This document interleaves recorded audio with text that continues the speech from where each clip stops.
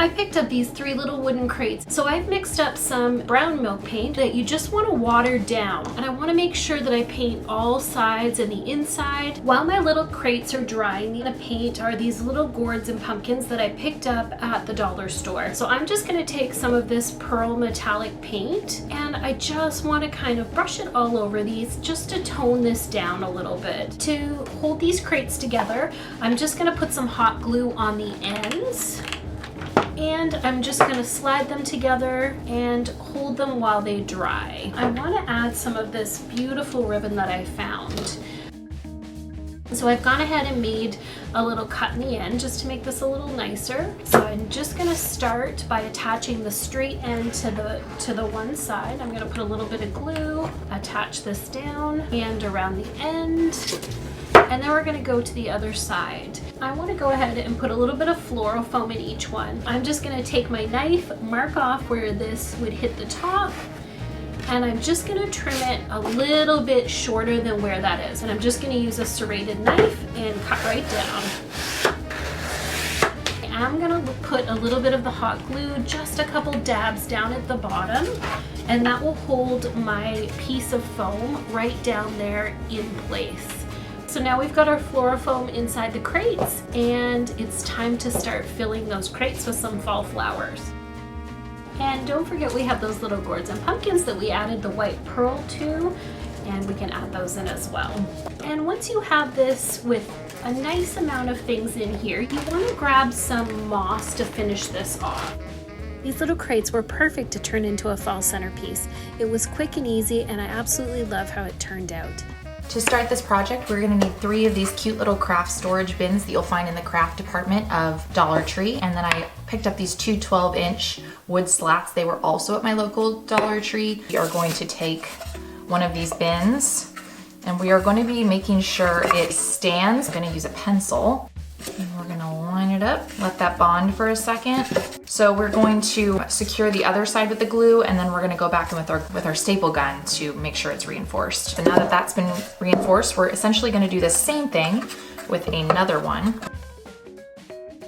We're going to do the same thing for the third one. It's just going to sit up a little bit higher. All right, so now that this has been secured, what we're going to do is we're going to use some stain. I'm using a Rustic Wood Effects water-based stain from Behr. So we're going to go ahead and cover this entire thing in stain, including the interior. All right, so we're going to let this sit for a couple minutes, and then we'll wipe off the excess and maybe do another coat.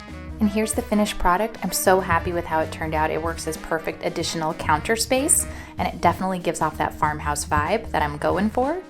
So we're gonna start with 12 of these really cute little crates from Dollar Tree, and we are going to glue them together. So we're gonna start with a hot glue gun, one of my favorite tools in my DIY arsenal, and I'm gonna do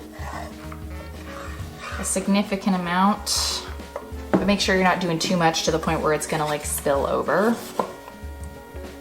All right, so we're gonna do this again 3 more times, and then we'll be back for the next step. All right, so now that I have 4 of these stacks, what we're gonna do is we are going to be using some wood stain, and I'm gonna be applying this with a paintbrush. You can also use a sponge if that's something you feel better about, which, you know, I might switch to a sponge. We'll see how it applies. So I'm gonna start at the top. I always say less is more because you can always go back and add more if you want to darken it up a little bit. And one of the things I like about using water-based stain is you don't necessarily have to wear gloves for it, and you also don't have to worry about a chemical smell doing it outside. You also don't have to worry about a significant amount of dry time. So and you'll want to make sure you're applying this with the wood grain. All right, so we're just going to continue moving around and covering every inch of these crates that are assembled together, and we're going to do the same thing on the others. Now I want to say too that like if you decide like you want to try this project but you want to go like with a different color, maybe you want to paint it instead of stain it, that is obviously something you can do. You know, I'm a big fan of kind of having like a rustic look, and I think you'll like how this turns out. So We're gonna work on this bamboo Lazy Susan. It's 14 inches in diameter. I got it on Amazon. It was relatively inexpensive. And we are going to stain this as well. So I'm gonna be using my sponge for this. I'm gonna use the same stain. I'm just going with the grain.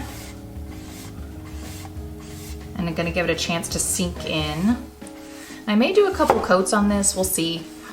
I do want it to be a little darker than it started. All right, so here is my Lazy Susan now after, I wanna say like 4 or 5 coats of that rustic wood brown stain, but I'm actually really happy with how it turned out. It actually got a lot darker than I envisioned it being. So I'm gonna set this aside for now. We're gonna go ahead and move on to our next step. All right, so what we're gonna do now is we're gonna put this into a formation where we are going to be lining them up next to one another. So first I just kind of want to illustrate what it's going to look like. So if you can see where I'm going with this, essentially we're going to be gluing these all together, and it's really important that you wait for the stain to dry before you move on to the gluing step. All right, so I'm going to start by putting some hot glue along this side, and I'm going to line it up. So we're gonna let that hold for a second. And I'm gonna essentially do the same thing with these two as well. So, all right, so we have that together. Now what we're gonna do is I'm going to put glue here and here on these 2 sides. So I'm gonna have to work quick. So I'm gonna give it a couple minutes to cure essentially and dry. So for this final step, you're gonna wanna decide which side you want facing up. So because of the quality of the Dollar Tree items, if there was any glue from when these were created, the stain may not show up on those parts of the little wood crates. So I've decided this is gonna be the bottom piece that you're not gonna be able to see. So we have our Lazy Susan. And what I'm gonna do is I'm going to just put a ton of hot glue on the bottom here. And what we're gonna do is we're gonna flip it over and we are gonna put it on the center of our Lazy Susan. So you may have to kind of eyeball this and then let it sit for a moment. And now what you have is a really inexpensive way to store some paint and other art supplies. So we're gonna go ahead and load this up with paint and brushes and all of that so you can see essentially how it's gonna work. So we'll be back. And here's the finished product. I'm really loving this DIY Dollar Tree craft room organizer. It definitely will be really handy. I love the fact that it is able to spin and hold so much paint and my long artist brushes. So what do you think of this project? Thank you for watching Home Talk. I will see you in the next one.